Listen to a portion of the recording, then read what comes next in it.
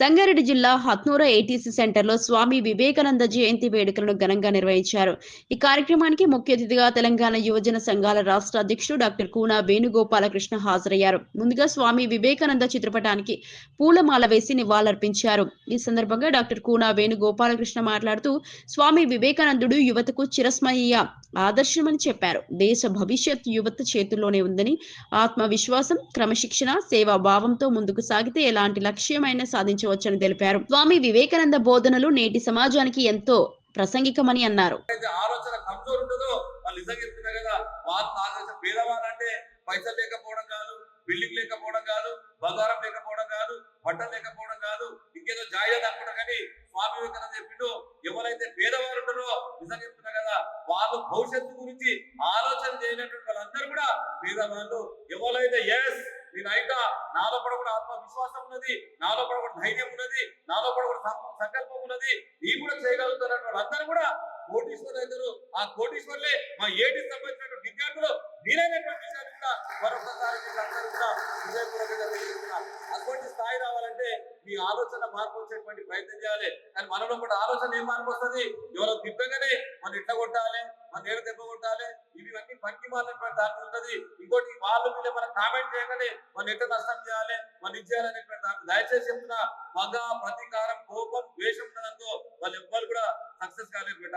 పగ, ప్రతీకారం, కోపంతో ఎవ్వరు కూడా సక్సెస్ కాలేరు. అవన్నీ కూడా పక్కకు పెట్టుకొని నేను ఒక యువకుడిని, నాలో కూడా ఒక విశ్వాసం ఉన్నది, ఎట్లా చదువుకోవాలి, ఎట్లా నేర్చుకోవాలి. అద్భుతమైనటువంటి రాఘవేంద్ర సార్ ఉన్నారు, మా సుబ్బలక్ష్మి మేడం ఉన్నది, ఇక్కడ మా మహేష్ అన్నాడు, ఇక్కడ శ్రీకాంత్ ఉన్నారు, ఇంకా చాలా మంది అద్భుతమైనటువంటి మేధస్సు కలిగినటువంటి ఫ్యాకల్టీస్ వాళ్ళందరూ కూడా ఏం కోరుకుంటారు అంటే మా విద్యార్థులు మంచి ఉన్నత స్థాయికి రావాలి, మా పేర్లు పెట్టాలనేటువంటి దాని మీద వాళ్ళు నిర్ణయాలు కృషి చేస్తున్నారు. అధ్యాపకులను కూడా మీరు చేసేటువంటి ప్రయత్నం చేయాలనేటువంటి విషయాన్ని కూడా మీకు అందరూ కూడా హృదయపూర్వకంగా తెలియజేస్తున్నా.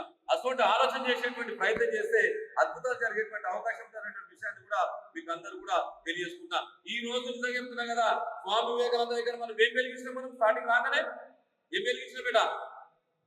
జ్యోతి వెలిగించినవా లేదా? అదేం జ్యోతి? అది మీకు అందరి లోపల కూడా అద్భుతమైనటువంటి ఏం జ్యోతి కావాలి? జ్ఞాన జ్యోతి కావాలి. జ్ఞాన జ్యోతి కావాలి. ఏం చేయాలి? మనం ఏం చేయాలి? ఉదయము ఆ 4:30 అయిపోయినగా మీరు కూడా మీరు కూడా చాలా సంతోషపడతారనేటువంటి విషయాన్ని కూడా మీకు అందరూ కూడా అదేమి సాధ్యం కాదు బిడ్డ. అది సాధ్యమైనటువంటి పని. ఎందుకంటే అది మీ చేతులు ఉన్నది. మీరు తలుచుకుంటే నిజంగా చెప్తున్నా కదా, ఎంఆర్ఎఫ్ లాంటివి కూడా అది ఎంఆర్ఎఫ్ పెట్టేటువంటి శక్తి మీ లోపల ఉన్నది. కానీ ఎంఆర్ఎఫ్ పెట్టింది కూడా ఒక సామాన్యమైనటువంటి వ్యక్తి. ఆయన ఈరోజు ఎంఆర్ఎఫ్ సంబంధించిన మద్రాసు పెట్టిండు, ఇక్కడ సదాశివపేట పెట్టినట్టే మామూలు ముచ్చట కాదు. ఆయన కూడా ఒక సామాన్య నాడు పేదరికమైనటువంటి వ్యక్తి ఈరోజు ఎంఆర్ఎఫ్ స్థాపించినటువంటి వ్యక్తి అంటే మనం ఆలోచన చేసుకోవాలి. కొన్ని వేల మందికి ఈరోజు ఉపాధి చూపిస్తుందంటే మనం కూడా అంత స్థాయికి రావాలంటే మనం ఎంతసేపు ఏం ఆలోచన చేస్తామంటే ఏటీసీలకు రాగానే రాఘవేంద్ర సార్ దగ్గర, సార్ ఎంత మంచి జాబ్ వస్తాయి సార్ అని జాబ్ చేసుకోవాలి, పెళ్లి చేసుకోవాలి, పిల్లలు గారు అది కాదు మన జీవితము. మనం 10 మందికి ఉపాధి కల్పించాలంటే నేను కూడా ఒక ఇండస్ట్రీ పెడతా, నేను కూడా ఒక ఖచ్చితమైనటువంటి ఒక కంపెనీ పెడతా అనేటువంటి ధైర్యం మీలో కూడా వచ్చిన రోజు రాదనేటువంటి ముచ్చట్లేదు బిడ్డ.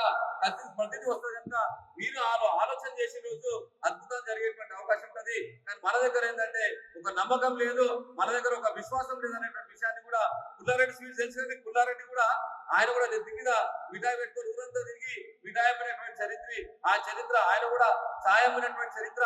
ఓసారి వాళ్ళ చుట్టం వచ్చినప్పుడు ఛాయ్ వద్దామంటే చుట్టం సిగ్గుపడి మొత్తం కేటాయించినటువంటి ఛాయ్ అంతా దొరికిపోయింది. ఆ రోజు ఆత్మ పరిశీలన చేసుకున్నాడు. ఎందుకు సిగ్గుపడాలి, ఎందుకు నేను పడాలి అనేటువంటి దాని మీద ఆలోచన చేసి ఆ ఎవరైతే చుట్టాలను ఎవరన్నా సరే నేను సగర్వంగా, నేను గౌరవంగా చేసేటువంటి వృత్తిని చేస్తున్నా కనుక ఆ